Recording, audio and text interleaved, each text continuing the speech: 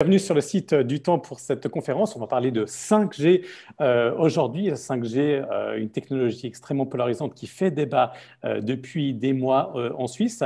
On a le plaisir d'en discuter ce matin avec le philosophe Dominique Bourg. Bonjour monsieur. Bonjour. Et puis aussi avec le conseiller national Philippe Nantermo. Bonjour monsieur. Bonjour. Merci beaucoup à vous de nous rejoindre. Merci aussi à tous nos lecteurs internautes pour toutes les questions qui ont déjà été posées en avance et que vous allez poser ces prochaines minutes à nos deux invités. Je vais peut-être commencer par fixer un petit peu le cadre. Où est-ce qu'on en est aujourd'hui au niveau de la 5G? Alors, les enchères pour les licences 5G ont eu lieu en février 2019. Très rapidement, Swisscom et Sunrise ont commencé à édifier leur réseau. On en parlait énormément avec des campagnes marketing assez agressives, assez chocs qu'on a vues en 2019. Et puis très rapidement, beaucoup d'oppositions sont apparues contre cette technologie de la part de plusieurs groupes, de plusieurs personnes. Certains craignent une sorte de fuite en avant technologique sans fin, d'autres s'inquiètent par rapport à la santé. Et puis, du coup, plusieurs cantons, notamment en Suisse romande, ont décrété des moratoires, des semi-moratoires, ce qui freine aujourd'hui de manière assez sensible l'édification des réseaux de la part de Swisscom et de Sunrise. Et puis, il y a quelques jours, Salt a lui aussi activé son réseau 5G. Donc, on va parler de ça. Juste l'état des lieux pour la 5G aujourd'hui. Alors, Swisscom et Sunrise affirment qu'ils couvrent aujourd'hui 90% de la population en 5G, mais c'est une sorte de semi-5G, une sorte de 4G amélioré, puisque les débits sont encore très, très loin des débits très importants, très rapides, qui sont promis par la vraie 5G, entre guillemets, qui ne sera disponible pour tous que dans quelques années. Alors, les opérateurs, d'un côté, estiment que les moratoires leur mettent vraiment les bâtons dans les roues, que la législation, la réglementation est beaucoup trop stricte et que du coup, ils ont énormément de mal à édifier leur réseau, un réseau qui est nécessaire selon eux aussi pour la numérisation de la Suisse. Et puis en face, beaucoup de gens s'inquiètent en fait de la 5G, des conséquences pour l'environnement, des conséquences pour la santé, des conséquences sociales aussi. Certaines initiatives sont en cours d'élaboration et puis comme je l'ai dit, certains moratoires ont été décrétés par des cantons. Voilà aujourd'hui où on en est en Suisse. En Suisse, c'est l'un des pays où le débat entre pro et anti-5G est presque l'un des plus forts au niveau mondial, très très vif ces derniers mois. J'aimerais commencer par vous poser une question à vous, Monsieur Nantermo. Il y a 2 semaines, le lobby pro 5G qui s'appelle Chance 5G a donné une conférence de presse en appelant en fait le Conseil fédéral à prendre des mesures parce que selon ce lobby qui regroupe non seulement les opérateurs mais aussi des milieux économiques, il y a aujourd'hui urgence à déployer la 5G en Suisse. Alors ma question est simplement pourquoi aujourd'hui ce sentiment d'urgence? Bon, alors, bonjour. Simplement, la Suisse, comme on a coutume de le répéter, n'a pas de matière première et développe finalement son activité économique sur la base de la recherche, du développement de nouvelles entreprises, de l'innovation et évidemment aussi du développement technologique. Et depuis des décennies, aujourd'hui, la Suisse est un pôle pour le développement notamment de produits dans le domaine des nouvelles technologies, des technologies connectées. Et si nous voulons pouvoir continuer à rester à la page, nous avons besoin de développer le réseau de téléphonie mobile aux normes les plus actuelles qu'il soit. Le réseau 5G a fait l'objet de toute la procédure qui devait être faite auprès des autorités fédérales. Il n'y a aucun doute quant à la légalité du déploiement du réseau. Enfin, toutes ces questions-là sont réglées. Et les cantons, sur la pression de groupes minoritaires, ont décidé de mettre sur pied des moratoires qui sont rien d'autre qu'une forme de déni de justice officiel. C'était quelque chose de totalement arbitraire et illégal. Et les milieux qui veulent le développement de ces réseaux, qui ont payé pour développer ces réseaux, qui attendent le développement de ces réseaux pour développer des nouvelles applications, tirent la sonnette d'alarme en disant qu'il est vraiment pas temps aujourd'hui où la Suisse subit une récession économique de prendre du retard sur les développements des technologies de notre pays. Et donc, je veux juste rebondir avec vous, Monsieur Lantermo, il y a vraiment aujourd'hui une urgence à déployer le plus rapidement possible cette technologie qui subit des critiques assez importantes tout de même. Bon, on sait qu'une nouvelle technologie va avoir des effets sur les années à venir dans les entreprises qui vont les utiliser et qui vont les développer.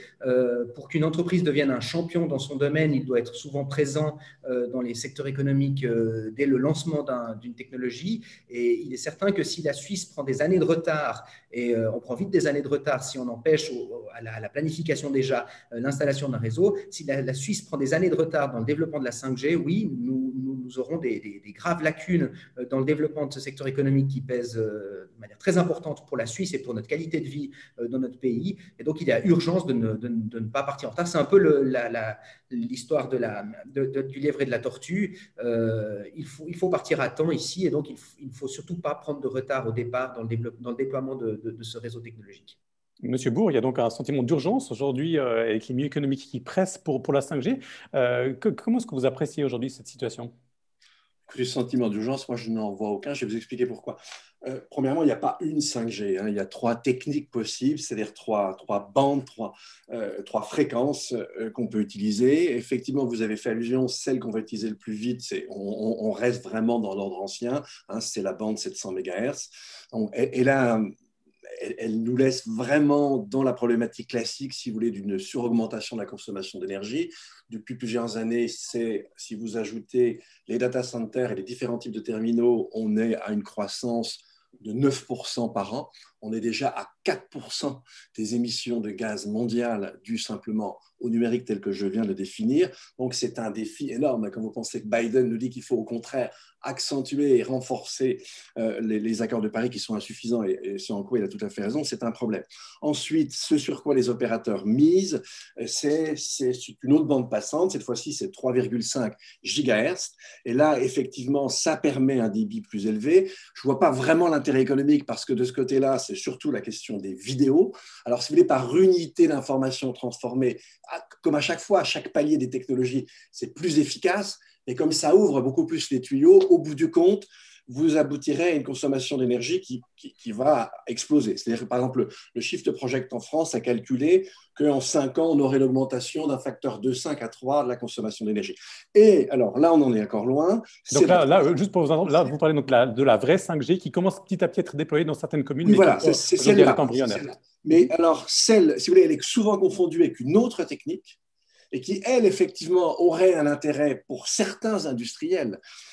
Et c'est la fréquence 26 GHz. Alors là, c'est celle qui permet, si vous voulez, de réduire le temps de latence. Donc, on vend ça avec la chirurgie, c'est ridicule, ça n'a pas de sens. Les voitures autonomes, s'il vous plaît, on n'a surtout pas besoin de ça. Et en revanche, non, la vraie utilisation, ça serait pour les vidéos. Parce que le temps de latence, ça permettrait effectivement à des jeux par vidéo de se développer beaucoup plus qu'ils le sont. Alors là, si vous voulez, on rentre dans tout à fait autre chose. Cette technique-là permettrait une explosion des objets connectés.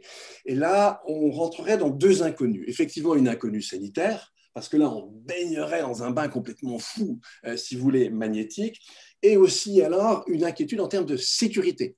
Ça s'est déjà fait aux États-Unis, on peut avoir un détournement massif, et plus vous allez multiplier ces objets, et plus vous réduisez le temps de latence, plus la manipulation peut être grande. Et donc, en fait, si vous voulez, quelle que soit la technique, en fait, ce dont on a besoin, c'est d'un État qui joue vraiment son rôle. C'est-à-dire un État qui sache, je termine, un État qui sache réguler. On a un défi énergétique colossal. N'oubliez pas ce que nous dit l'Agence internationale de l'énergie, c'est qu'on aura dès cette décennie des grosses pressions. Si on voulait s'en sortir, sans parler de climat, parce que c'est l'exigence inverse, eh bien, il faudrait tripler la production d'huile de schiste américaine. Vous rigolez, on n'a aucun moyen de le faire. Donc voilà, c'est dans ce contexte-là qu'on a besoin d'un État qui sache jouer son rôle, qui sache réguler et qui arrête de suivre de manière stupide, si vous voulez, les opérateurs et qui protège la population quant à son avenir.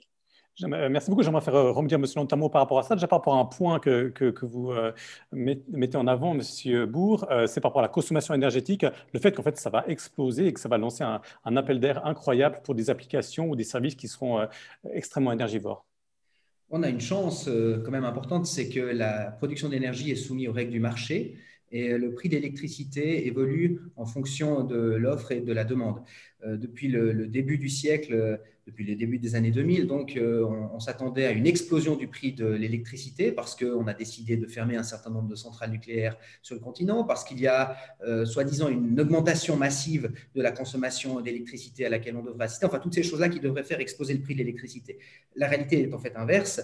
On a vu que le prix de l'électricité n'a pas du tout explosé. C'est d'ailleurs le malheur d'un canton comme le mien, le canton du Valais, puisque les redevances hydrauliques pour ces barrages n'ont pas du tout atteint les milliards et les milliards espérés. Finalement, l'électricité s'est même effondré. On parle aujourd'hui de kilowattheures qui se vendent, on parle de kilowattheures vendus à un prix négatif sur les marchés parce qu'on produit trop par rapport à ce qu'on consomme. Ce qu'on a vu en fait ces dernières décennies, c'est que la consommation par habitant a diminué et la consommation dans l'absolu a même diminué pour un pays comme la Suisse sur une période de 10 ans. Alors c'est possible que dans certains secteurs, on ait augmenté la consommation d'électricité parce que dans le domaine, on parle d'énergie, mais on parle en particulier d'électricité quand on parle évidemment des nouvelles technologies. L'ordinateur ne fonctionne pas au charbon et encore moins en Suisse où la production d'électricité se fait grâce à un mix qui est quand même relativement peu polluant. L'effet, en réalité, montre plutôt l'inverse, c'est que la consommation d'électricité va décroissant. Alors, on aura peut-être une situation qui va changer avec l'apparition des véhicules électriques, où on aura un transfert des énergies fossiles vers l'électricité. La question, ce sera comment est-ce que l'on produit cette électricité-là.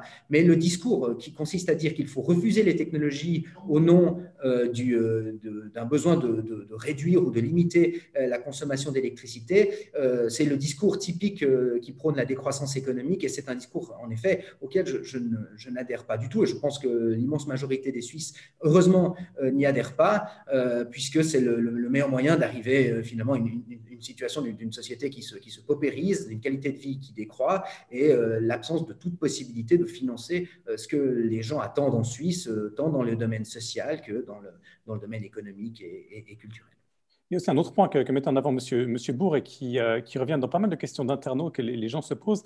En fait, la 5G, ça va me servir à quoi? Parce qu'on voit aujourd'hui que les réseaux en Suisse sont d'extrêmement bonne qualité. On est vraiment quasiment les premiers au niveau mondial par rapport au débit. Et du coup, en fait, il n'y a aucune idée de service ou d'application qui nécessite aujourd'hui une bande passante supplémentaire parce qu'on peut faire déjà tout ce qu'on veut avec son smartphone en 4G ou en 4G+, en particulier tous les services de vidéo et de streaming qui fonctionnent extrêmement bien. Du coup, quelle utilité on a aujourd'hui du point de vue de l'économie pour la 5G? Bon, c'est normal qu'aucun service ne puisse être proposé si vous n'avez pas les infrastructures qui permettent aujourd'hui d'utiliser ce service-là. Il y a 20 ans, il n'y avait pas de service de vidéo en streaming parce que vous n'aviez pas les infrastructures qui permettaient de l'avoir. Netflix n'est apparu que dès le moment où nous avions des connexions Internet qui soient suffisantes. Il est par ailleurs très difficile au moment où on déploie une technologie de dire quelle va être l'inventivité humaine, quelles sont les innovations que les gens vont trouver en s'appuyant sur cette technique-là. Et c'est d'ailleurs ce qu'on a constaté depuis qu'Internet existe. Au tout début, quel était l'intérêt de mettre en connexion deux ordinateurs? C'était un intérêt purement militaire. Et quand c'est développé dans le domaine civil, eh bien, on a trouvé des utilités concrètes. D'ailleurs, une d'entre elles, c'est la conversation que nous avons maintenant. Le monde traverse une pandémie gravissime et malgré cela, nous arrivons à avoir un débat. C'est aussi parce qu'on a développé des réseaux de fibre optique partout dans le pays avec des connexions rapides. On ne l'a pas développé pour que nous ayons le débat aujourd'hui, mais parce que nous avons développé ces réseaux-là, nous pouvons aujourd'hui avoir ces échanges. Alors, il y a eu des exemples qui ont été cités d'utilité dans les connexions très rapides ou à très faible latence. Monsieur Bourg en a évoqué quelques-uns. Je pense que la médecine ne doit pas être totalement écartée de la question. D'ailleurs, pour un pays comme la Suisse où nous avons des pôles de recherche dans le domaine médical, on doit au contraire être à la pointe en la matière. Mais les véhicules automatiques doivent permettre de réduire d'une part le coût des véhicules, leur consommation, mais aussi améliorer la sécurité. Il y a toute une palette de services qui peuvent être offerts en ligne de meilleure qualité. Bon, je pense que la gamme de produits qui pourra être offert avec la 5G, évidemment, n'est pas limitée par la discussion que nous avons aujourd'hui et elle ne peut pas faire l'objet d'une liste exhaustive aujourd'hui parce qu'elle va dépendre uniquement des besoins de la population qui vont s'adapter en fait aux technologies disponibles. Monsieur Bourg, il y a donc des promesses par rapport à ça, Non, des promesses d'amélioration de qualité de vie, de qualité de transport et tout ça? L'électricité, ce n'est pas une source d'énergie, c'est pas une énergie primaire. L'électricité, vous la produisez avec autre chose. Donc, en fait, effectivement, il y a eu, si vous voulez, une baisse du prix parce qu'on est dans une conjoncture européenne où l'Allemagne, notamment, a déployé un effort énorme pour mettre sur pied des systèmes de production renouvelables d'électricité. Ça a fait chuter le marché, mais le marché ne vous donne aucune indication sur la donne physique. Alors que vous avez ce rapport de l'Agence internationale de l'énergie dont je vous ai parlé tout à l'heure, au mois de mars et au mois d'avril et au mois de mai, vous aviez un baril qui était un prix négatif.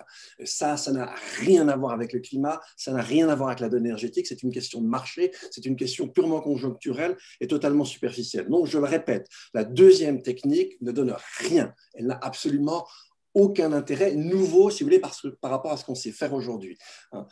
Et on voit d'ailleurs en Corée, c'est très clair, si vous voulez, c'est les vidéos, genre vidéo porno, vidéo de chat, qui remplissent encore plus les tuyaux qu'autre chose. Là où il y aurait pour certains industriels, une forme d'intérêt, c'est effectivement avec la fréquence 26 GHz, parce qu'effectivement, en réduisant le temps de latence, on peut avoir des applications. Mais encore une fois, on voit surtout pour le moment, à nouveau, si vous voulez, des choses qui sont sans intérêt, c'est-à-dire effectivement, sans intérêt, les jeux, si vous voulez, sur le web. Puis alors surtout, si vous voulez, c'est la masse d'objets connectés. On ne va pas ficher en l'air le climat pour avoir une cafetière qui s'allume toute seule. C'est complètement délirant, c'est stupide. On a une priorité vitale pour l'humanité. On rentre, si vous voulez, dans une période très différente. Et par rapport à ça, on a simplement besoin, non pas de se passer du numérique, mais de faire que le numérique et son développement soient conciliables avec la nécessité face à laquelle nous sommes de réduire nos consommations d'énergie. Ça, c'est le premier problème. Il y a le problème sanitaire, je dis, là, c'est l'inconnu total, puisque si effectivement on développe cette troisième technique, vous allez avoir, si vous voulez, une espèce de bain d'ondes complètement effrayant dont on ne sait absolument pas et on ne le saura pas tant qu'on ne l'aura pas expérimenté grandeur nature. S'ajoute à ça, si vous voulez, la question de la sécurité, c'est-à-dire effectivement, vous avez vu, même la Suisse est atteinte au Tessin par le terrorisme, eh bien là, vous ouvrez une porte d'absence de sécurité qui est gigantesque. Alors maintenant, pour revenir quand même à la bande passante, si vous voulez, 3,5 GHz, elle a une moindre portée. Ça veut dire que si vous la développez, vous allez devoir multiplier les antennes. Et quand on dit qu'elle a une moindre portée, c'est-à-dire qu'elle a moins aussi de facilité à pénétrer à l'intérieur des immeubles. Donc là aussi, par rapport aux gens qui sont électrosensibles, ça ne va pas arranger leur situation. Donc tout ça, on s'en fiche. On est dans une situation dramatique pour le climat. Pour des cafetières connectées, on fait ça. Puis alors maintenant, la voiture autonome, il faut bien savoir de quoi on parle. Si vous voulez vraiment développer la voiture autonome, il faut être très clair. C'est-à-dire qu'un système automatique ne supporte pas la coexistence avec un système qui resterait manuel. C'est-à-dire que soit à un moment donné, vous allez devoir supprimer les voitures qui ne sont pas autonomes, ou alors envisager, si vous voulez, des infrastructures dédoublées. Et tout ça, évidemment, sans évoquer, si vous voulez, alors évidemment, pour les industriels, c'est une excellente chose, mais pour la planète, c'est beaucoup moins. Tout le renouvellement du matériel impliqué par ces techniques. Alors, elles sont là pour ça. En fait, les gens qui les défendent, et M. Lantermo était très clair, c'est les gens qui sont obsédés de la croissance. Je vous rappelle que depuis le début des années 70, la croissance, ça ne débouche plus nécessairement sur l'augmentation du bien-être, ça ne débouche plus sur la réduction des inégalités. Et ça ne débouche plus sur le plein emploi. Alors, il faudrait peut-être sortir un peu d'un vieux logiciel et voir les problèmes en face tels qu'ils existent vraiment. On arrive effectivement à un débat finalement beaucoup plus profond que la 5G, qui est celui de la croissance et de la décroissance. Monsieur Lantermo, vous l'aviez aussi abordé tout au début en disant que voilà, la décroissance, c'était pas votre truc, c'était pas votre créneau, c'est juste. Oui, enfin, je connais en tout cas l'opinion de Dominique Bourg, qui est finalement de faire feu de tout bois et d'attaquer tout déploiement technologique uniquement sous l'aune de la question du réchauffement climatique, uniquement sous l'aune de cette lutte contre la croissance économique, avec ce mensonge profond de dire que depuis les années 60, ce qu'on entend aussi dans le club 70. Que ce mensonge absolu qui consiste à dire que la croissance n'amène plus d'amélioration de la qualité de vie. J'aimerais quand même vous faire remarquer que les 20 dernières années, la croissance économique en Suisse a été uniquement utilisée pour financer l'amélioration de notre système de santé en Suisse, dont on profite énormément aujourd'hui, et le financement de nos retraites. Alors, j'aimerais qu'on aille expliquer aux gens qui aujourd'hui sont retraités et qui ont leur retraite financée, ou les gens qui sont malades et qui ont la chance d'avoir un cancer qui peut être traité avec les meilleures technologies au monde, qui coûtent parfois des centaines de milliers de francs, qu'on leur explique que ces techniques, ces dépenses publiques n'améliorent pas leur qualité de vie et qu'il aurait été mieux de les poser dans la situation qui était celle de l'invention de l'AVS, quand on l'a mise au sortir de la guerre à 65 ans, alors que l'espérance de vie était de 68 ans, ou alors la situation en 1994 où nous n'avions pas d'assurance maladie obligatoire. Ces deux options qui ont été permises grâce à la croissance. Et la 5G doit permettre aussi le développement de la croissance économique, c'est vrai. La 5G doit ouvrir des perspectives pour l'industrie en Suisse, doit ouvrir des perspectives pour les entrepreneurs, doit améliorer aussi l'utilité pour le consommateur. Et je trouve très intéressant ce discours qui consiste à dire d'emblée, les applications qui découleront de la 5G sont sans intérêt. C'est de la vidéo, c'est alors du porno, bon, c'est une vision quasiment disons, catholique ou même protestante du monde, qui consiste à avoir une approche morale de la société. On a l'impression d'entendre le curé du village qui nous explique voilà, ça c'est bien, ça c'est mal. Et heureusement, comme M. Bourg l'a dit d'emblée, il faut que l'État régule davantage. Et on voit jusqu'où va la régulation. Ce sera de nous expliquer quelles sont les utilisations techniques utiles et acceptables et celles que l'on doit interdire. Moi, je ne suis évidemment pas du tout d'accord avec cette approche-là. La question du réchauffement climatique, elle est traitée ailleurs. Elle est traitée dans la loi sur le CO2 qui a été mise sous toit dans le Parlement, qui nous permet de respecter les accords de Paris, qui nous permettra de continuer à réduire nos émissions de gaz à effet de serre, comme nous le faisons depuis le début des années 90, et nous allons continuer à le faire dans le cadre des accords de Paris pour atteindre la neutralité carbone en 2050, mais ça n'empêche pas d'avoir le développement de la 5G. Et contrairement à ce que dit M. Dominique Bourg, aujourd'hui, nous parlons ici du développement de la 5G en Suisse, et l'électricité en Suisse est produite à 60 ou 70% par l'hydroélectricité. Ce sont des barrages, on n'émet pas de gaz à effet de serre quand on turbine l'eau de nos montagnes. Une bonne partie, 30% à peu près, provient du nucléaire encore aujourd'hui, qui n'émet pas de gaz à effet de serre. Quand bien même on a décidé de sortir du nucléaire, à titre très personnel, je pense qu'un jour on remettra cette décision sur la table, mais ça n'émet pas non plus de gaz à effet de serre. En réalité, la production d'électricité en Suisse ne dépend quasiment pas des énergies fossiles. Donc, mêler la 5G et les émissions de gaz à effet de serre dans le débat sur la 5G en Suisse, à mon avis, est totalement hors de propos. Monsieur Bourg, j'aimerais revenir sur un point que vous aviez mentionné auparavant, c'est juste par rapport à la question sanitaire. On a beaucoup de questions en fait, d'internautes par rapport à ça, en disant, mais aujourd'hui, quelles sont les études scientifiques qui mettent en évidence les risques de la 5G? Alors, vous avez parlé donc, du côté énergétique, on a parlé croissance-décroissance, mais la question sanitaire aujourd'hui, elle préoccupe pas mal les gens en se demandant, mais voilà, quels sont aujourd'hui les éléments que vous pouvez mettre en avant pour dire, attention, il y a un risque avec cette technologie qui, comme vous l'avez dit auparavant, pour l'instant, la 5G qui est déployée est extrêmement proche des G qu'on a depuis quelques années. Oui, alors, si vous voulez, je vais essayer de répondre à cette question. Je vais revenir avant sur certains aspects. Non, ce qui a été dit est complètement faux. C'est la répartition des fruits de la croissance qui est importante sur un plan sanitaire. Mais en revanche, la croissance et le type de croissance qu'on connaît aujourd'hui, au contraire, si vous voulez, vous rend de plus en plus malade. Donc, si vous voulez, ce qu'on a bien mis en évidence aujourd'hui, c'est en fait l'importance des facteurs environnementaux dans la santé. Notamment tout ce qui est maladie chronique, on commence à s'apercevoir que c'est probablement pour une part une conséquence de la destruction de ce qu'on appelle le microbiote. Donc, vous dire, grâce à la croissance, on va bien vous soigner, oui, mais si elle vous rend malade, c'est quand même pas très malin. Et puis non, depuis les années 70, si vous voulez, la corrélation qui était très claire pendant les 30 Glorieuses, effectivement, les bienfaits de la croissance, là, ont été évidents, parce qu'ils débouchaient sur des structures matérielles, sur des habitats plus confortables, effectivement, sur des services publics qui marchaient, etc. Bon, laissons ça pour le moment de côté et revenons à l'aspect sanitaire. Je vous l'ai dit, avec, si vous voulez, la 5G, le tronc de la 5G, donc la fréquence 3,5 MHz, on a une technologie avec une moindre portée. Donc, vous allez multiplier forcément les antennes. Et comme je vous disais, vous avez une moins bonne pénétration dans les immeubles. Donc, du coup, bien, si vous voulez, l'appareil va probablement rayonner plus, il faudrait demander à un spécialiste. En revanche, là où il faut être très clair, si vous voulez, on ne peut pas répondre aux gens, c'est qu'effectivement, si se développe ensuite l'autre fréquence, les 26 GHz, alors là, et si on développe effectivement, et c'est là, si vous voulez, ce qu'attendent les gens sur un plan strictement économique, c'est là que vous avez un appel d'air hyper puissant. Si effectivement on développe les objets connectés, on va arriver dans un environnement magnétique qu'on n'a jamais connu.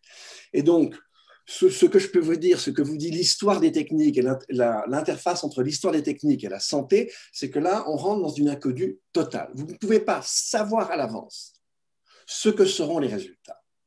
C'est que lorsque l'on aura développé, qu'on pourra voir les conséquences, et souvent, certaines des conséquences sur un plan sanitaire, vous prenez par exemple le Distilbène, ce n'était pas les mères qui l'ingéraient qui avaient un problème, c'était les enfants dont elles accouchaient. Et encore, le problème se développait souvent quand ils rentraient à l'âge adulte. Eh bien, c'est la même logique, si vous voulez. Là, on rentre dans une inconnue, par une espèce d'appétit ridicule du gain. On rentre dans une inconnue totale, et à ça, vous devez rajouter le problème de la sécurité. Et vous n'avez pas d'études qui peuvent vous répondre à ce sujet-là pour le moment. On y viendra à la question de la sécurité. Juste, Monsieur Bourg, rebondir par rapport à cela. Qu'est-ce que vous demandez du coup concrètement en disant qu'aujourd'hui, on ne sait pas très bien quelles sont les conséquences pour la santé de la 5G? Vous demandez qu'il y ait une sorte de moratoire de plusieurs années et que des études soient faites pour connaître plus précisément les conséquences de ce type d'onde sur la santé? Ce que de mon côté, je demanderais, c'est effectivement qu'on arrête avec cette espèce de fascination de l'innovation technique pour l'innovation et qu'on réfléchisse. On a un problème global d'énergie, il n'y a pas que la Suisse au monde, on a un problème global d'énergie, on a un problème de surconsommation d'énergie. Là, on est sur des techniques qui ouvrent encore plus les vannes. Donc, le problème, ce n'est pas la technique en elle-même, je m'en fiche complètement de la technique en elle-même. Le problème, c'est comment on concilie l'usage du numérique avec une forme de sobriété énergétique. Si je vous donne l'exemple, par exemple, de ce qu'a fait l'Union européenne pour le règlement général pour la protection des données, eh bien, en fait, ce règlement général qui a soulevé toutes sortes de difficultés et de rejets dans un premier temps est devenu un standard international. Il faut qu'on fasse un effort équivalent. Et encore une fois, ce n'est pas la technique le premier problème, c'est l'objectif qui est le nôtre. Comment concilier usage du numérique avec réduction de nos consommations d'énergie. Et ça, personne n'a la solution aujourd'hui. C'est vraiment un effort à mettre en place. Et ça, c'est autre chose. Ce n'est pas ni un rejet, ni une fascination stupide des techniques. C'est trouver, si vous voulez, où bien mettre le curseur pour sauver les intérêts les plus forts, au sens vraiment, si vous voulez, d'usage humain du numérique et le concilier avec nos autres objectifs. Et la loi CO2, je vous dis tout de suite, non mais 30 secondes, la loi CO2, elle aurait été intéressante au début des années 90. Elle n'a rien à voir avec les objectifs, elle est ridicule par rapport aux objectifs qui sont les nôtres aujourd'hui. Monsieur Lantin, moi j'aimerais aussi vous entendre par rapport à la question sanitaire tout de même, parce qu'aujourd'hui on n'a pas forcément beaucoup de recul par rapport à la 5G. On est en train les fréquences ont été attribuées dans pas mal de pays et beaucoup de gens se disent mais attendez, il faut quand même faire des études par rapport à ça. On ne sait pas exactement quelles sont les conséquences pour la santé. Qu'est-ce qu'aujourd'hui vous répondez à ces gens? Bon, alors d'abord, il y a eu des études qui ont été menées, qui sont menées depuis des années sur l'effet des ondes électromagnétiques sur la santé.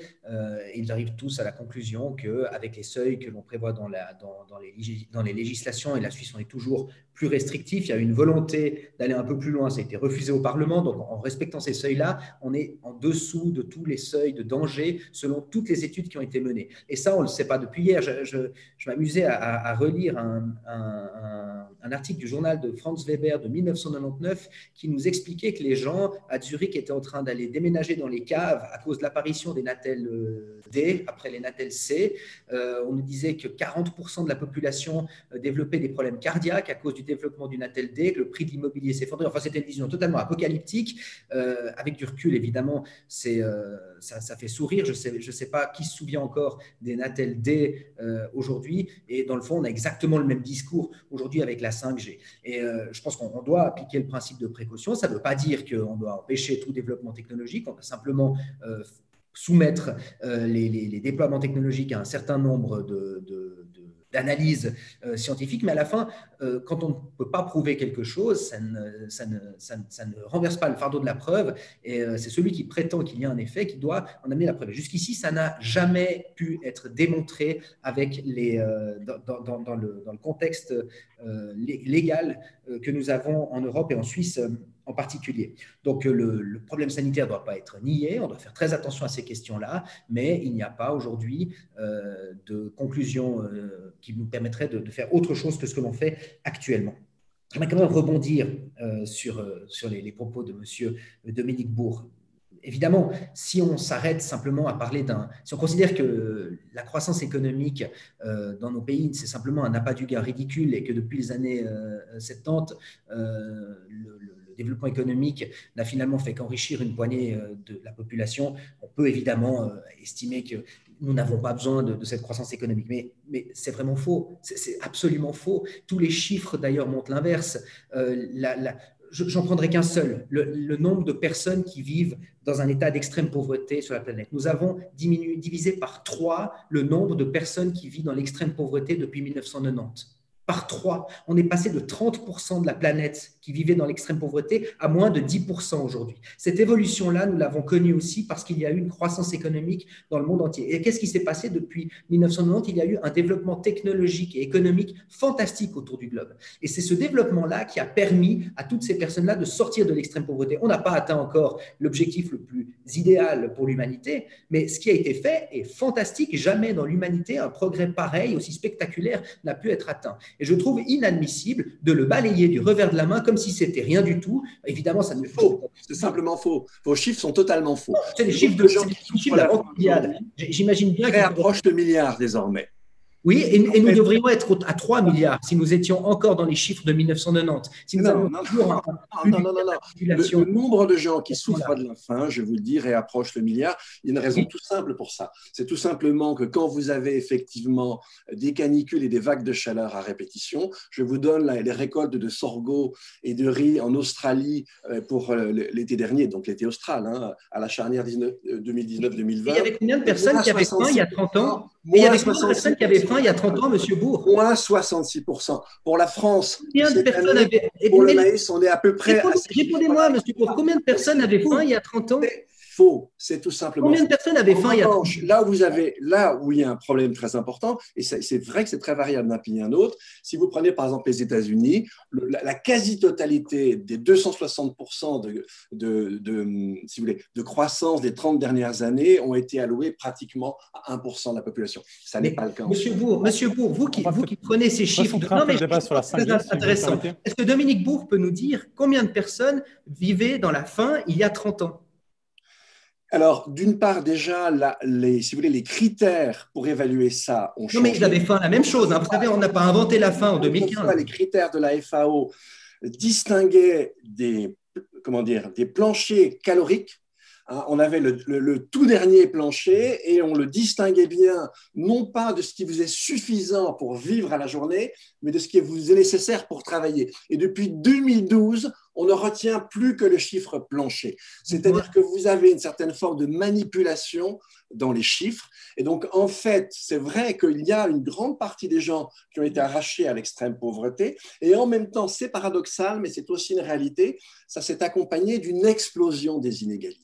Non, très bien. Alors, je pense qu'on va revenir un tout petit peu sur le débat, si vous permettez. On voit que vous avez vraiment une approche différente par rapport à ça. Le nombre de gens qui souffrent de la faim, qui était descendu à peu près à 600 millions, 660 millions exactement, est remonté très proche du milliard. On aura les chiffres auprès des 800 millions d'abord, pas un milliard. Et cette remontée, il y a une petite partie des chiffres, et vous oubliez complètement ce que je vous ai dit tout à l'heure sur le plan sanitaire, le fait destructeur d'une certaine forme de croissance à moyen terme sur la santé humaine. Donc après, vous avez beau jeu de dire oui, mais on va vous offrir des équipements extraordinaires. J'aimerais qu'on revienne justement à la santé, s'il vous plaît, et qu'on revienne un tout petit peu sur le débat 5G. Là, on part dans un débat beaucoup plus global, mais qui est aussi tout à fait intéressant. Juste, monsieur Notarmo, pour revenir à des questions qu'on a quand même de pas mal de lecteurs par rapport aux personnes qui sont électrosensibles. On a beaucoup de peine à être à leur place, finalement, à savoir ce qu'elles ressentent. Mais il y a quand même, ce que monsieur Bourg disait en introduction, le risque d'une création d'une sorte de bain d'ondes beaucoup plus important que celui auquel on est soumis aujourd'hui. Qu'est-ce qu'on peut dire aujourd'hui à ces personnes-là qui craignent énormément par rapport à leur santé physique et aussi mentale finalement? Bon, d'après ce que j'ai compris, ces gens-là vont être placés dans une difficulté qui va être plus grande, c'est une évidence. En fait, c'était pour M. Nontamo, pardon. Je juste faire M. Nontamo par rapport à ça, s'il vous plaît, M. Beau. Mais je réponds justement par rapport à ça, si vous voulez. Ce qui est très, très difficile, très rapidement, c'est que là, on va créer une situation nouvelle. C'est-à-dire qu'on change vraiment d'échelle, si vous voulez. Entre notre mobile, un ordinateur sur le Wi-Fi, etc., ça, c'est une chose. À partir du moment où vous allez multiplier dans un appartement toutes sortes d'objets connectés, vous entrez dans votre voiture, elle est elle-même connectée, etc., vous devez avoir des bandes BVR partout. C'est-à-dire que vous allez entrer dans un monde, si vous voulez, magnétique, qui n'a rien à voir avec ce que l'on connaît. Donc, Monsieur Nontamo, justement, par rapport à ça, on a effectivement vers quoi on va. Attendez, il faut être sérieux. Moi, je ne peux pas du tout vous dire ce que ça va impliquer. Alors, pour les gens qui sont électrosensibles, c'est une horreur, parce que si vous voulez, on va multiplier leurs sources d'électrosensibilité. Mais de manière plus générale, si vous voulez, par rapport à la santé publique, je ne peux pas vous dire, je n'en sais rien du tout. Ce que je peux simplement vous dire, c'est qu'effectivement, on change d'échelle. On va se trouver dans un environnement, au sens classique du terme, qui va être très qualitativement différent. Et ça, d'une part, si vous voulez, ce n'est pas possible de savoir, parce que les effets peuvent aussi être des effets au long cours. Et donc, on ne peut pas à l'avance savoir que c'est le propre pour toute molécule nouvelle que vous introduisez dans la nature. Elle va interagir dans des conditions que vous ne pouvez pas définir à l'avant, avec d'autres molécules que vous ne pouvez pas connaître à l'avance, et ça peut donner, ce n'est pas du tout une nécessité, ça peut donner des résultats différents. Donc là, on est dans une forme d'inconnu. Alors, ça veut simplement dire effectivement que si on devait y rentrer, ce qui pour moi n'est pas du tout une évidence, mais si on devait y rentrer, il faut y rentrer de façon précautionneuse. Monsieur Nontamo, justement, par rapport à ça, par rapport à ce bain d'ondes, les personnes électrosensibles qui se posent des questions, qu'est-ce que vous avez à dire par rapport à ces interrogations et ces craintes? Ben moi, ces gens qui sont électrosensibles, Monsieur Nontamo, le monde dans lequel on veut les amener, c'est un monde horrible. C'est le seul message que j'ai à leur dire. Merci. Bon, d'abord, je répète qu'il y a quand même des analyses qui sont faites, qui ont été faites avec des niveaux de radiation beaucoup plus élevés que les ondes que l'on a dans la législation en Suisse. Donc, on est déjà largement en dessous des valeurs limites dans ce que nous avons dans notre législation. Ensuite, d'après ce que je sais, le but de la 5G, c'est de développer plus d'antennes avec de moins longue portée. Le danger serait plutôt d'avoir des antennes très puissantes pour couvrir des zones larges que d'avoir des petites antennes. Je ne suis pas de la technique, c'est les informations qui nous ont été transmises aussi au Parlement lorsqu'il a été question de modifier les valeurs seuil. Et puis, j'aimerais revenir sur cette question des objets connectés.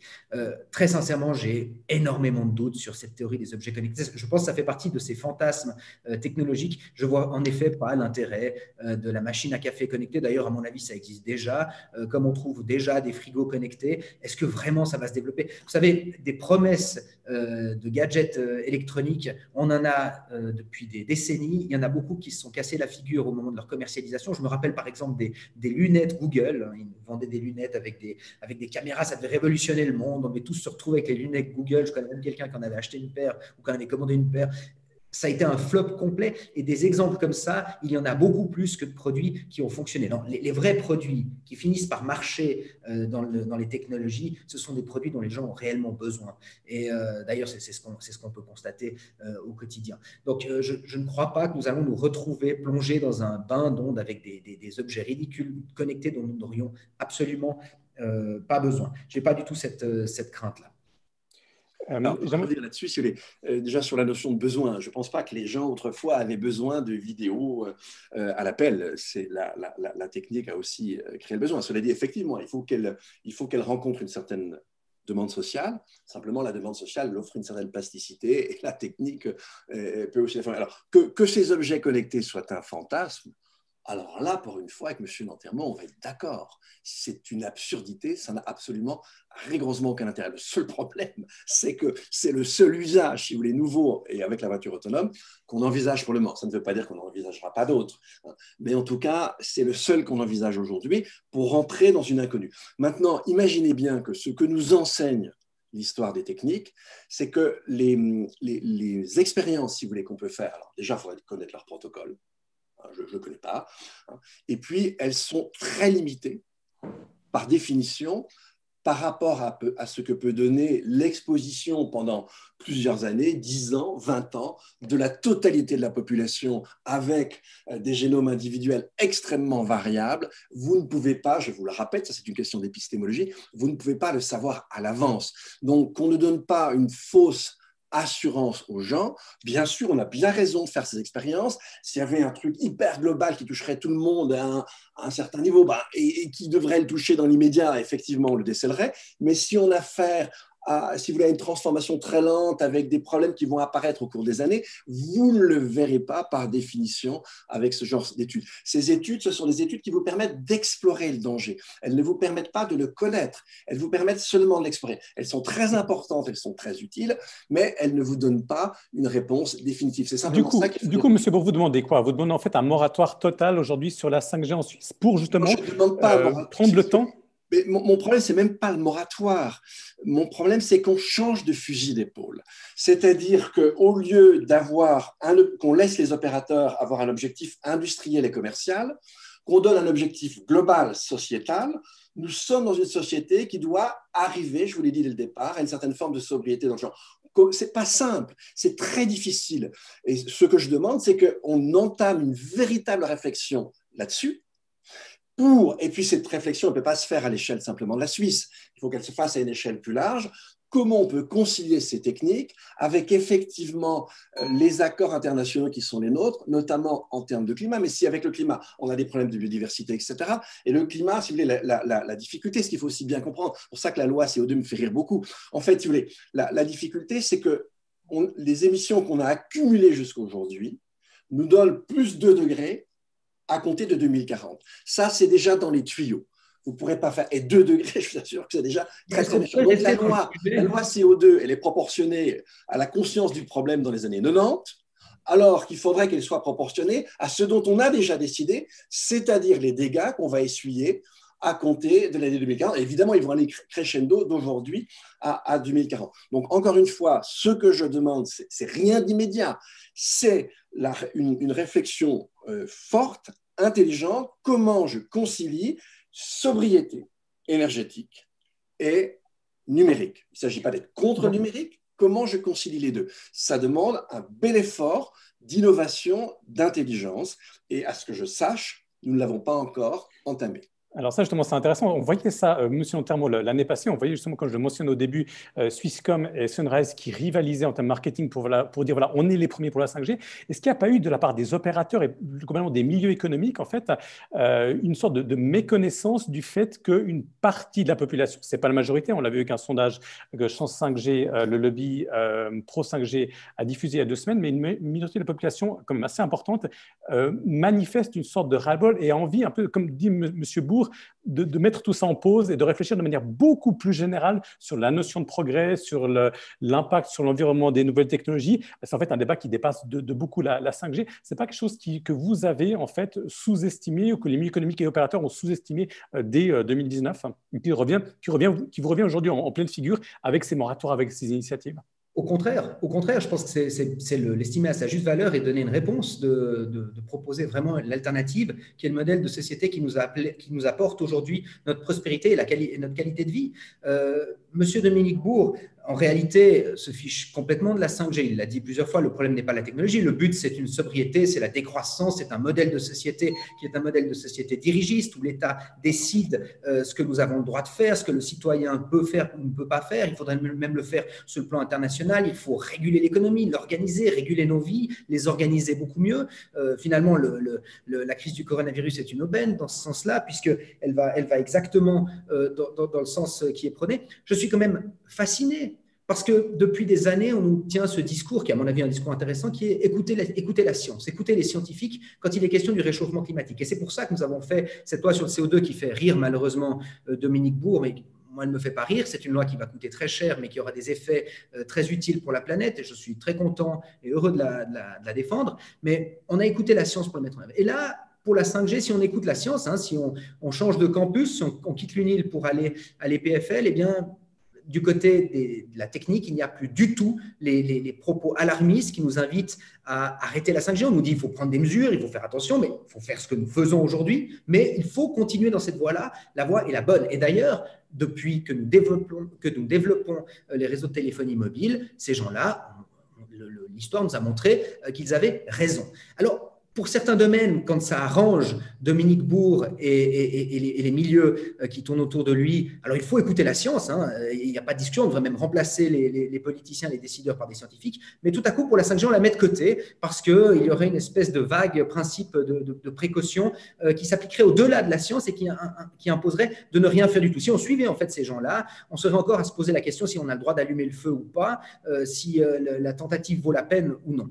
Mais pardon, monsieur Nontamo, monsieur Bourg. En fait, est-ce qu'il n'y a pas quand même de la part du milieu économique des opérateurs une sorte d'arrogance avec de tels propos? On a vu Emmanuel Macron en France qui parlait de non-retour au modèle Amish et de la lampe à huile. Finalement, vous avez des propos qui ne sont pas forcément très différents de monsieur Macron. Monsieur Nontamo, est-ce que ce n'est pas finalement une mauvaise façon de parler à la population, aux gens qui sont inquiets, d'avoir aujourd'hui cette posture, je dirais, relativement arrogante tout de même par rapport aux questions qui sont posées? Oui, alors pour moi, vous savez, non, mais monsieur Nontamo, d'abord, vous n'êtes pas tout seul ici. Monsieur Nontamo. Non, mais moi, l'arrogance, vous savez, je la vois aussi en face de ces gens qui pensent savoir mieux que moi ce qui est utile quand j'utilise Internet, savoir mieux que moi comment on doit développer notre économie, savoir mieux que moi à quoi doit ressembler ma retraite demain, savoir mieux que moi si je vis mieux aujourd'hui qu'il y a 30 ans, savoir mieux que l'ensemble de la population si c'est mieux de vivre avec 34% de personnes en sous-développement, en dessous des seuils de faim comme en 1970 ou avec moins de 10% comme c'est le cas aujourd'hui. Moi l'arrogance, je la vois ici. C'est ces personnes-là, ces grands docteurs qui croient tout à coup mieux savoir que tout le monde et prôner sous le terme de sobriété, en réalité, un recul économique massif pour l'ensemble de la population quand on a vécu soi-même, quand même, au crochet de l'État comme professeur. Et je trouve assez choquant ce discours-là. L'arrogance, elle est de ce côté-là. Moi, je vois du côté des milieux économiques aujourd'hui une certaine franchise qui est bienvenue parce que trop souvent les entreprises avaient à cœur d'être copains avec tout le monde et de ne pas dire clairement les choses. Aujourd'hui, si nous voulons continuer en Suisse, avoir le niveau de vie qui est le nôtre, à pouvoir avoir le développement économique, le développement sanitaire, un maintien des retraites comme nous les avons aujourd'hui, avoir un maintien du tissu social que nous avons aujourd'hui, nous avons besoin d'un développement économique. Et ce développement économique, nous ne l'aurons pas avec la sobriété qu'on nous propose à ma gauche, nous ne l'aurons pas avec des moratoires, des interdictions de nouvelles technologies. Au contraire, nous allons dans le mur. Aucun État au monde dans l'histoire n'a réussi à développer son capital humain en prônant ce genre de proposition de retour en arrière. Alors, ce n'est absolument pas un retour en arrière, mais je voudrais revenir. Je crois que M. Nantermo confond deux choses. Il confond technique et science. La 5G, ce n'est pas une question de science, c'est une question de technique, ce qui est très différent. Alors évidemment, il n'a aucun sens d'être… C'est une question de science. Quand on parle de degré de radiation, c'est une question de science. Parlez, s'il vous plaît. Non, mais vous m'avez interrompu 10 fois. C'est une question de science. Quand les PFL donnent des résultats d'analyse, c'est une question de science, même si elle vous déplaît. Non, mais je vous l'ai dit tout à l'heure qu'effectivement, et je voulais bien l'expliquer, mais je pense que vous n'avez pas du tout écouté, la difficulté, c'est qu'on ne peut pas savoir, tout simplement parce que l'expérience qui est la nôtre vis-à-vis de certaines techniques, c'est des effets qui apparaissent au moyen et long cours. Bon, la seule chose que je sais dans cette affaire, c'est qu'effectivement, on va changer d'échelle, et en changeant d'échelle, c'est inconditionnel, on peut s'exposer à des risques qui nous est absolument impossible de déceler aujourd'hui. Je ne vous ai pas dit que ces risques vont advenir, je n'en sais rien. Je n'ai aucune critique à formuler sur les études qui sont faites aujourd'hui, contrairement à ce que vous dites. Je pense qu'elles sont tout à fait fondées et je les accepte, ce n'est pas du tout mon problème. Je vous dis simplement que l'expérience et les connaissances qui sont les miennes sur l'histoire des techniques me fait dire que là, vous êtes dans une zone d'ombre et que cette zone d'ombre, seule l'expérience en grandeur nature nous permettra de la dissiper. Alors, ce n'est pas une raison pour interdire toute chose, bien sûr. Vous avez une attitude intermédiaire qui consiste à avoir une certaine forme de prudence, donc à n'accepter ces choses que quand elles apportent vraiment quelque chose. Je ne suis pas du tout sûr, vous l'avez dit vous-même, que les objets connectés, ça apporte quoi que ce soit, et c'est le seul point sur lequel on va être d'accord. Donc non, il ne s'agit en aucun cas si vous voulez, de minorer la connaissance. Simplement, parfois, dans certains domaines, vous pouvez avoir des connaissances qui sont aussi contradictoires. Les choses sont compliquées. Effectivement, là, si vous voulez, on a pendant 2 siècles pensé qu'un enrichissement matériel continu était l'orient de toute société. Et cette façon de concevoir les choses nous amène à des difficultés très croissantes. Si je regarde ce que je vous disais tout à l'heure, dans 20 ans, c'est rien. 20 ans, 2 degrés. 2 degrés, c'est déjà pendant plusieurs jours, voire plusieurs semaines, dans la zone intertropicale, des zones où l'accumulation chaleur-humidité feront que vous n'arriverez pas à évacuer la chaleur de votre corps. C'est ça. Et je ne vous dis pas les flux migratoires que ça va impliquer. Donc, quand on sait ça, on ne peut pas considérer qu'un enrichissement indéfini est l'orient de toute société. Nous nous sommes développés là-dessus, ça a apporté des choses extraordinaires. Maintenant, il suffit de voir que ce modèle-là ne peut pas être indéfiniment prolongé. Et encore une fois, ne pas le prolonger, c'est certainement pas, si vous voulez, avoir une espèce d'autorité qui va vous dire ce que vous devez faire.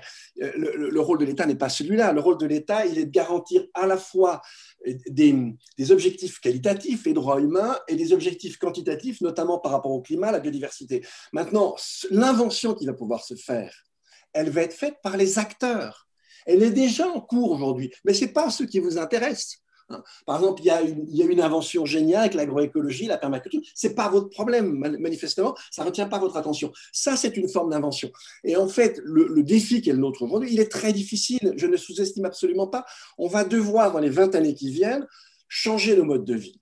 Et franchement, s'il y a une chose qui pourrait interdire le changement des modes de vie, c'est l'autoritarisme. On le voit avec Trump, on le voit avec Bolsonaro. Je vais juste recentre un petit peu le débat sur la 5G, M. Bourg, s'il vous plaît. Changer les modes de vie, c'est l'innovation et ça se fait par le bas.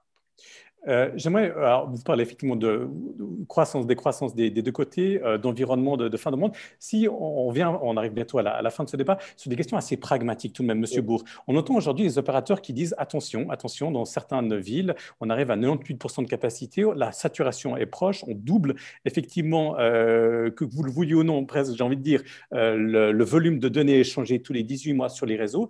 Donc, il faut faire quelque chose aujourd'hui pour que les réseaux continuent à fonctionner, pour qu'on ait aujourd'hui cette qualité de réseau et presque, j'aurais presque envie de dire, ces qualités de service et presque qualité de vie, mais vous ne serez peut-être pas d'accord avec ça.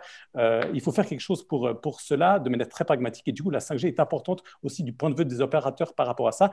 Donc, qu'est-ce que vous, aujourd'hui, vous répondez par rapport à ça, par rapport aux opérateurs qui disent qu'il faut faire quelque chose, sinon la saturation est vraiment proche? Eh bien, moi, ce que je propose, si vous voulez, c'est de mettre à la même table ces opérateurs avec leur savoir, avec leur expérience, et de les confronter aux enjeux globaux dont je parlais tout à l'heure. Ils se rendront compte eux-mêmes que de toute façon, si effectivement on continue sur cette pente, on fait exploser nos émissions. Donc, mettre tout le monde autour de la table c'est très difficile, j'en suis tout à fait d'accord. Comment je peux continuer à satisfaire une certaine forme de demande sociale et la concilier avec une planète étroite qui devient dangereuse? C'est ça le problème. Donc, encore une fois, je n'ai pas la solution. Elle est très difficile à trouver. Et on ne la trouvera pas de manière autoritaire, ça c'est très clair. On la trouvera qu'en mettant autour de la table un certain nombre d'acteurs. Ça aurait été intéressant si on s'est dit, on se donne un moratoire. C'est à peu près faux cette histoire de moratoire, puisqu'on a déjà mis en place la fréquence 700 MHz, donc en fait. Et donc, ça redonne, si vous voulez, un peu du mou. Et puis, on se donne ce temps-là pour se dire, ben voilà, comment on peut faire, quitte à l'expérimenter, par exemple, une ville qui accepterait de l'expérimenter, etc. C'est un défi gigantesque pour l'humanité. Personne n'a la solution.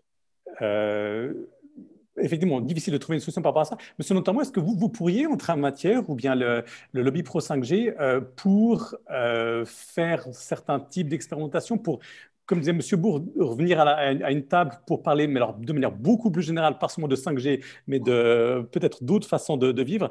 Est-ce que ça, c'est quelque chose qui est envisageable ou qui semble a priori relativement utopique? Bon, mais M. Dominique Bourg parle de changer nos modes de vie dans les 20 prochaines années, explique que c'est obligatoire. Évidemment, moi, je ne veux pas changer nos modes de vie dans le sens que prône Dominique Bourg. C'est clair et net, et je le dis ouvertement. Je ne partage pas son opinion, et je trouve amusant de constater que quand il s'agit des études relatives au réchauffement climatique, il estime qu'on doit les croire sur parole pour les 20 prochaines années, mais quand les mêmes des scientifiques de même niveau font des études concernant les études 5G, les effets des ondes électromagnétiques. C'est pas la même chose. Prochaines années. Non, c'est jamais la même chose. Non, mais c'est très clair. Je peux vous expliquer en 2 mots. Monsieur Lantermo, finissez, s'il vous plaît. Monsieur Lantermo, s'il vous plaît, finissez après ça, monsieur Bourg. Cela, on doit en douter. Donc, c'est vraiment, on écoute ceux qui nous avantagent. Non, je ne vois aucune raison de se mettre à une table où la discussion, c'est comment revenir en arrière. Je répète, en Suisse, nous utilisons de l'électricité qui a une base qui n'émet pas de CO2 ou très peu.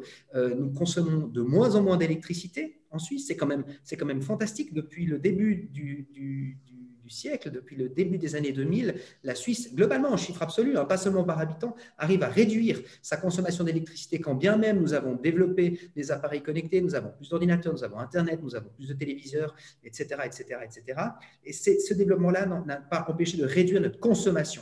Et je suis convaincu que nous pourrons continuer à avoir une consommation modérée grâce aux nouvelles technologies, parce que les nouvelles technologies incluent aussi la volonté de consommer moins d'électricité. Si le prix avec un prix de l'électricité qui est un prix de marché, il n'y a aucun intérêt pour le consommateur ou pour le producteur de mettre sur le marché des produits qui consomment plus d'électricité. Au contraire, l'intérêt, c'est d'aller vers l'économie. Comme ça a été pour les véhicules, ça fait des décennies que nous avons des véhicules qui consomment moins. Eh bien, c'est la même chose dans les appareils électriques. Et c'est pour cela, j'en suis persuadé, que la question qui se pose avec la 5G n'est en tout cas pas la question des émissions de gaz à effet de serre, à moins que la solution que l'on apporte au problème de réchauffement climatique, c'est la question de la croissance économique. Et c'est vrai que si on veut lutter contre la croissance économique, alors c'est un bon plan de s'attaquer à la 5G. Monsieur Bourg, j'aimerais juste vous poser une question quand même en lien par rapport aussi au passé. Je trouve intéressante que nous posons internautes. Je vais y revenir de 2 manières, si vous voulez. Je vous pose la question et après je vous laisse continuer. Aujourd'hui, vous êtes très opposé à la 5G. Est-ce que vous aviez les mêmes problèmes avec la 3 et la 4G? Non. Non, je n'ai même pas fait attention. Je le dis tout de suite. Pourquoi aujourd'hui? Pourquoi maintenant? Alors, pourquoi ce débat aujourd'hui? Franchement, en tant qu'usager, je n'ai même pas vu les différences. De toute façon, puisque les volumes augmentent, elle était assez insensible. Enfin, peu importe. Mais je voudrais revenir, si vous voulez, là, ce n'est pas une question d'opinion, c'est une question de connaissance. Bon, si vous voulez, le climat, quand vous faites un modèle, c'est 20 ans de travail, faire un modèle, avec une centaine de chercheurs. Votre modèle, vous l'éprouvez en lui demandant de reproduire le climat du passé. Et une fois qu'il parvient correctement à reproduire le climat du passé, vous le faites, vous le lancez sur le futur en fonction de déterminants qui sont liés à l'évolution de nos consommations de fossiles, notamment, mais essentiellement. Le problème, si vous voulez, pas de la 5G d'ailleurs, le problème, c'est si effectivement on changeait d'échelle, ce que permettrait, je vous l'ai dit, non pas la fréquence 3.5 GHz, mais la fréquence 26 GHz. Si effectivement on changeait d'environnement magnétique, là, on est sur quelque chose qu'on n'a jamais expérimenté. Et l'histoire des techniques nous l'enseigne sans arrêt. Et donc là, effectivement, je vous dis, on fera, et Dieu merci, on doit absolument faire ces études, et ces études sont fondamentales, mais elles ne vous donnent pas le fin mot de la chose. C'est simplement ça que je suis en train de dire. Je ne suis pas en train de dire, n'en tenez pas compte, c'est idiot. Je vous dis, là, on est sur du nouveau, quelque chose qui ne s'est pas produit. Le climat, il existe depuis que la Terre existe. Ce n'est pas le même problème. Alors maintenant, si vous voulez, la question, en plus, ce n'est pas du tout d'être passéiste. Hein. Vous avez fait allusion tout à l'heure au propos d'Emmanuel Macron sur la lampe à huile. Écoutez, revenir à la lampe à huile, il n'y a plus de baleine. Ça serait très difficile. Hein. Non, il ne s'agit en aucun cas de revenir au passé. Il s'agit de faire face à des problèmes qu'on connaît avec une certaine forme d'anticipation. Je viens de le rappeler, je viens de vous rappeler pourquoi. C'est un défi auquel l'humanité n'a jamais été confrontée. Vous n'allez pas le résoudre en revenant au passé. Je ne vous ai pas dit on va se passer du numérique. Je vous dis comment on concilie l'usage le plus utile du numérique avec nos contraintes globales, notamment climatiques. Ce n'est pas du tout le même problème. Donc, eh bien, on est sur si vous voulez, des difficultés nouvelles. Le problème, c'est que vous avez un certain nombre d'acteurs qui ne veulent pas les voir et qui disent, comme me dit M. Monterneau, il nous dit, je vais conserver mes modules. Ben non, mon cher monsieur, vous ne les conserverez pas, tout simplement parce qu'avec vos solutions, l'ensemble du système Terre va continuer à se dégrader très fortement. Et il vous empêchera de maintenir vos modes de vie. Monsieur Bourg, mais je rappelle quand même qu'il n'y a pas seulement des Suisses sur cette planète avec notre qualité de vie. C'est clair que c'est beaucoup plus facile quand on a atteint notre niveau de vie d'expliquer qu'on va stagner à ce niveau-là, avec le niveau de vie en plus qui est celui de M. Bourg ou le mien, qui sont des niveaux de vie plutôt confortables dans nos sociétés. On vit dans un monde où les gens veulent aussi voir leur qualité de vie s'améliorer en Suisse et à l'étranger. Et je ne pense pas qu'on puisse simplement leur répondre non, on va mettre un terme à tout cela. Donc, je suis persuadé que nous allons, les théories de M. Bourg seront mises à l'épreuve et c'est un pari sur l'avenir. Je ne suis pas convaincu que les choix que nous avons faits politiques, notamment la loi sur le CO2, ne permettront pas, avec l'accord de Paris, de résoudre l'essentiel des problèmes auxquels nous allons être confrontés, tout en évitant de devoir supprimer cette évolution économique et technologique qui fait quand même, qui permet des progrès humains comme aucun autre modèle de société n'a réussi à produire dans l'histoire de l'humanité. Il nous reste 2 minutes. J'aimerais vous poser à chacun la même question très rapidement, sans lien direct avec ce qui vient d'être dit. On voit aujourd'hui qu'il y a énormément de théories du complot par rapport au virus, et puis on voit aussi que certaines personnes qui sont aujourd'hui opposées à la 5G font des liens avec la pandémie actuelle, avec des théories qui se sont sans doute mises à l'épreuve par les faits. J'aimerais chacun vous entendre votre opinion par rapport à ceci, par rapport à un croisement des combats et aussi avec des éléments qui viennent de manière assez marquée de la part de personnes qu'on peut désigner comme étant complotistes. Peut-être d'abord M. Nontard, ensuite M. Bourg. Votre opinion par rapport à ceci? Voilà, simplement, les oppositions à la 5G, les oppositions de manière générale à la téléphonie mobile sont en partie appuyées sur des faits scientifiques qui ont permis d'adopter des normes. Et de ce point de vue-là, il n'y a pas de contestation. Mais il y a aussi toute une partie qui relève de la pseudo-science, où on est complètement en dehors de tout protocole scientifique pour arriver à des études qui ont souvent été balayées lorsqu'elles ont dû être analysées par des scientifiques. Et forcément, quand on est dans ce domaine-là de l'analyse finalement complètement orientée de la question de la 5G, on trouve une oreille attentive du côté des complotistes de tout poil. Et ça ne m'étonne pas qu'on finisse par tout mélanger. Ça plaide, à mon avis, plutôt en faveur du développement de la 5G, c'est-à-dire qu'on est en tout cas, une partie de l'opposition aujourd'hui est complètement en dehors du champ rationnel et ne peut en tout cas pas constituer un argument politique recevable. Monsieur Bourg, vous avez un argumentaire très clair. En fait, vous parlez énormément d'énergie, d'environnement, de protection du climat. Comment vous réagissez par rapport à certaines personnes qui font des croisements assez invraisemblables entre plusieurs théories? Oui, ben ça ne m'amuse pas. Ça m'amuse pas. On est dans une ambiance complotiste qui est assez effrayante et on voit que le complotisme est en train de sortir, si vous voulez, d'un lit modéré. Quand on voit à côté français, mais j'imagine que ce n'est pas ici, mais simplement on ne le sait pas, le succès du film Hold Up, qui raconte n'importe quoi. Dans un premier temps, on vous dit qu'il n'y a pas de problème avec la Covid, que ce n'est pas mortel, etc., ce qui est idiot. Et puis ensuite, on vous dit que c'est un complot pour tuer 3,5 milliards d'habitants. Non, là, si vous voulez, il y a une... Comment dire? C'est pas simple à trouver. C'est-à-dire qu'en fait, malheureusement, la connaissance, la vraie rationalité sont beaucoup mêlées d'idéologie. Et si vous revenez à la question de l'électrosensibilité, c'était très long à la faire reconnaître, parce qu'effectivement, ça ne touche pas tout le monde, ça touche certaines personnes, etc. Il faut faire confiance au vécu des uns et des autres. On a une manière de prendre la rationalité qui a sans doute, disons, aggravé le malaise. Moi, dans ce complotisme-là, et dans le fait qu'aujourd'hui il devient débordant, je trouve ça extrêmement inquiétant, mais je pense que c'est aussi, si vous voulez, le résultat, passez-moi l'expression, mais de discours un peu brutaux, d'une arrogance un peu primaire, hein, où on a mélangé beaucoup de choses. Et si vous voulez, la vraie démarche scientifique, c'est celle qui commence à connaître ses propres limites, hein, et qui sait qu'effectivement, on est aussi confronté à de l'inconnu. Aujourd'hui, au contraire, plus nos connaissances avancent et plus on sait montrer, fonder en quoi on est opposé à une inconnaissance de fond. Et donc ça ne peut plus produire l'arrogance d'antan. Et il y a effectivement une arrogance entre une captation de certaines connaissances scientifiques, vous avez ça surtout du côté de la chimie par exemple, et des producteurs de pesticides, une captation de connaissances très mesurées avec une sorte d'arrogance financière et industrielle qui sont peut-être une des choses qui a nourri ce complotisme. Mais c'est l'affaire de personne, le complotisme. Franchement, de personne. Vous semblez donc au moins réunis sur ce plan-là. Merci beaucoup à vous deux d'avoir passé 1 heure avec nous, d'avoir répondu à énormément de questions de la part des internautes. On a balayé un champ extrêmement large et on voit que le débat, en fait, dépasse assez largement la 5G. Et puis, on voit aussi qu'une chose vous réunit, vous n'allez pas acheter de cafetière connectée ou de frigo connecté, aucun de vous deux. Je vous remercie beaucoup de nous avoir donné ce temps, d'avoir donné ce temps aux lecteurs du temps et je vous souhaite